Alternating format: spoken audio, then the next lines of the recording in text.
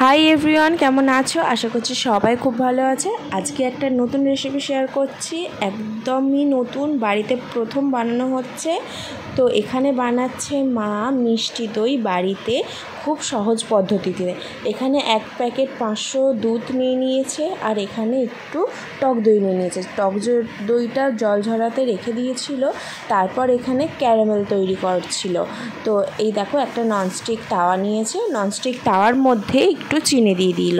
এবার চিনিটাকে আস্তে আস্তে গলতে দিতে হবে, গ্যাস একদমই জোরে করা যাবে না, গ্যাস একদম আস্তে রেখে চিনিটাকে গলতে দিতে হবে। তো আস্তে আস্তে, তো চলো এখানে দুধের মধ্যে একটু গুঁড়ো দুধ দিয়ে দিচ্ছে, একটু বেশি পরিমাণে দেবে, তাহলে টেস্টটা একটু ভালো হয়। আর এই যে দেখো, এইদিকে চিনিটা গলতে শুরু হয়ে গেছে। তো যতক্ষণ না লাল হবে ততক্ষণ নেড়েই যেতে হবে। দেখো এখানে কি সুন্দর লাল লাল হয়ে গেছে। তো ভালোভাবে লাল হয়ে যাওয়ার পর এর মধ্যে অল্প করে একটু জল দিয়ে দিতে হবে। তো চলো, জল দেওয়ার পর তারপরে যে ওইদিকে দুধটা ফুটে গেছিলো, সেই দুধটা এর মধ্যে দিয়ে দিয়েছিল। তো তারপরে দুধ দিয়ে যাওয়ার পর ভালোভাবে নাড়তে হবে, ভালোভাবে জাল দিয়ে নিতে হবে, একটু গাঢ় গাঢ় যাতে হয়ে যায়। তারপর এটা মিষ্টি দই, যেহেতু এখানে আমরা বাতাসা ব্যবহার করেছিলাম, বাতাসাটা দিলে আর একটু লাল লাল হবে দইয়ের কালারটা। তারপর এখানে একটু এলাচ থেঁতো করে মা দিয়ে দিয়েছিল।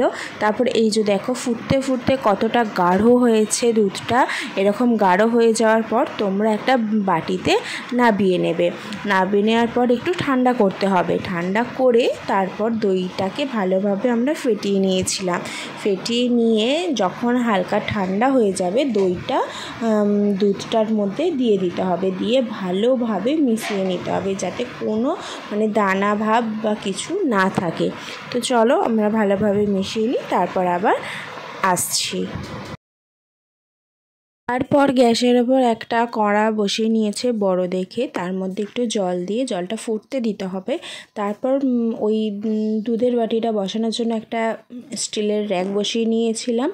তো তার ওপরে দুধের বাটিটা বসিয়ে দিয়েছিলাম।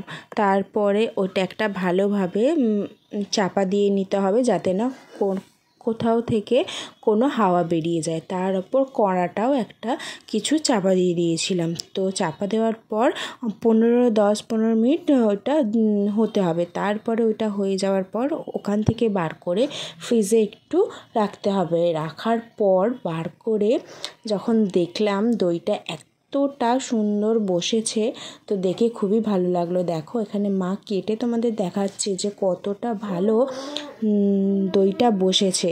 তো দারুণ হয়েছিল, ফার্স্ট টাইম করা। তো তোমরাও একবার বাড়িতে ট্রাই করতে পারো। তো চলো, আজকের ভিডিওটা কেমন লাগলো প্লিজ কমেন্টে জানিও, আর কে কে ট্রাই করবে আমাকে প্লিজ কমেন্টে জানিও। তো চলো, আজকের মতো এখানেই টাটা।